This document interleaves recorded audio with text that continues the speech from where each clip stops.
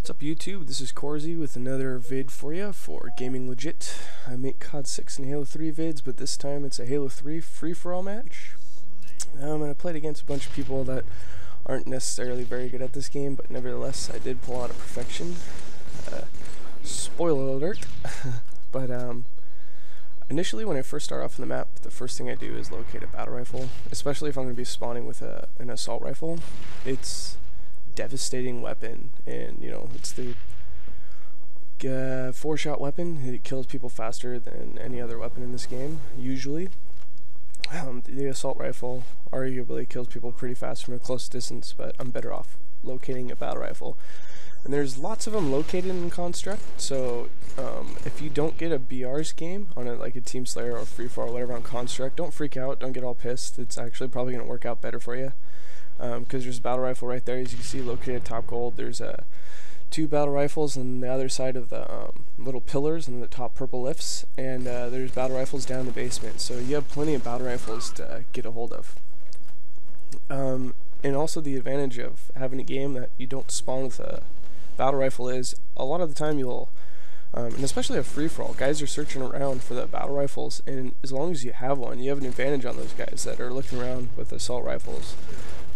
They can't kill you as fast, and especially from a long distance, so you should, like 90% of the time, win your battles consistently over and over again, as long as you're playing smart and not rushing in when you're half-life, you know, and wait till your life restores and such.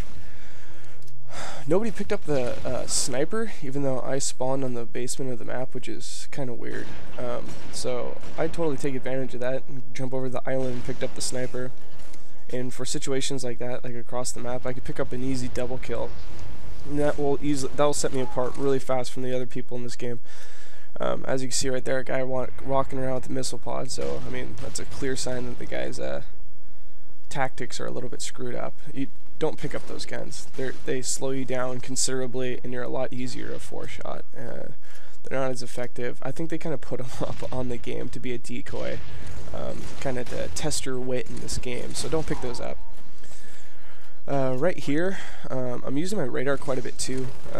If you notice, I'm like anticipating where people are going to be, and I can determine where they're going to be, even though there's 3 levels to this map.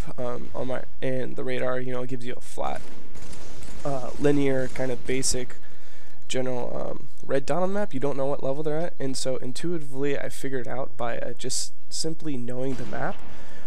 So knowing the paths on the map, and by sitting in one position or seeing that red dot move around by me, I could determine by their movement, like, you know, turning down certain halls that I know are on the top floor, not on the bottom floor, or, you know, middle floor and such. I can figure out what level they're on, and that's a big thing too, because a lot of guys in Team Slayer games, Free For All, even MLG, well, MLG doesn't have a radar, so never mind on that, but people will foolishly, like this guy right here, he thinks I'm in the lobby, but you know, I went from island down up to purple lift and came up behind him. Like, he wasn't able to figure out on the radar that I moved up behind him. Right there, I could figure out that guy was coming up purple lift simply by seeing that red dot just kind of stop, and that means he was basically going up that lift. And so I just sit there, throw a good bouncing frag to drop his health and just get a 1-shot on him. The guy with the sword right there kind of bum rushed me around gold, thinking that he had an advantage because he had the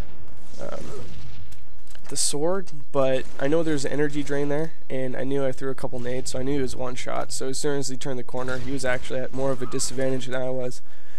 You're carrying around the sword, it can be a really deadly weapon, but you got to use it more like a stealth ninja than just like a brute charging force, because you're extremely vulnerable when you don't have a weapon charger with the sword. You're super easy to shoot at, and people use that weapon wrong all the time. I think this is my last kill right here. Simple 4-shot, again against a guy without a BR, and I pull off the win. So search out those BRs and pay attention to your radar. This is Corzy with another gaming for GamingLegit, and please subscribe and rate.